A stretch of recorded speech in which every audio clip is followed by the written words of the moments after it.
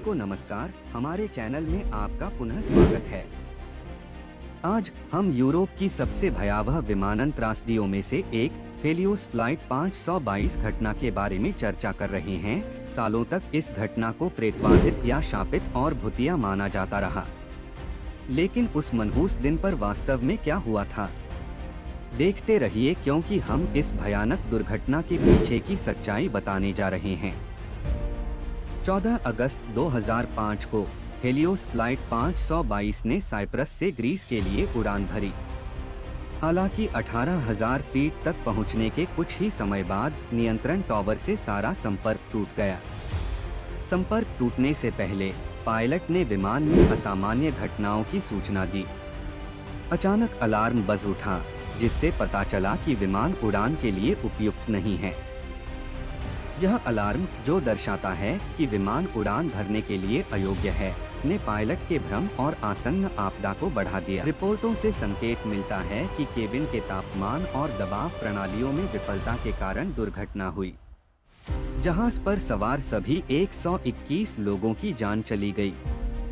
विमान से भेजे गए संदेशों ने कई सवाल उठाए। पायलट के एक ध्वनि संदेश में यात्रियों को ठंड के कारण ठिठुरने का उल्लेख किया गया था, जबकि तकनीकी मदद का अनुरोध करने वाला एक अन्य संदेश काट दिया गया था।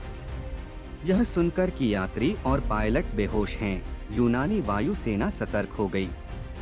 उन्हें संभावित आतंकवादी हमले की आशंका हुई और उन्होंने 2 लड़ाकू विमान भेजे। जैसे ही फ्लाइट ऑटो पायलट पर 34,000 फीट की ऊंचाई पर चढ़ी, फाइटर जेट वहां पहुंचे और एक भयानक दृश्य देखा। लड़ाकू पायलटों ने कॉकपिट में एक बेहोश पायलट को देखा और कोई सहपायलट मौजूद नहीं था। यात्री भी बेहोश पाए गए और ऑक्सीजन मास्क लटके हुए थे, जो विमान के अंदर कम दबाव का संकेत दे रहा था। घटना से एक दिन पहले इसमें खराबी आ गई थी और नियमित जांच के दौरान इसे ठीक कर लिया गया था।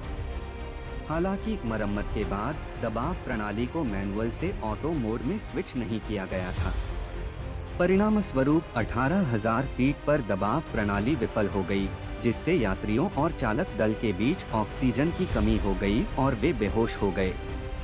ऑटो पायलट पर चल रहे विमान का अंतः ईंधन खत्म हो गया और वह दुर्घटनाग्रस्त हो गया।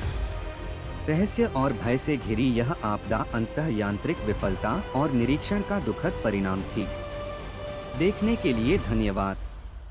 यदि आपको यह वीडियो जानकारीपूर्ण लगा तो ऐतिहासिक घटनाओं और रहस्यों की अधिक गहन जांच के लिए इसे लाइक, शेयर और सब्सक्राइब करना न भूलें।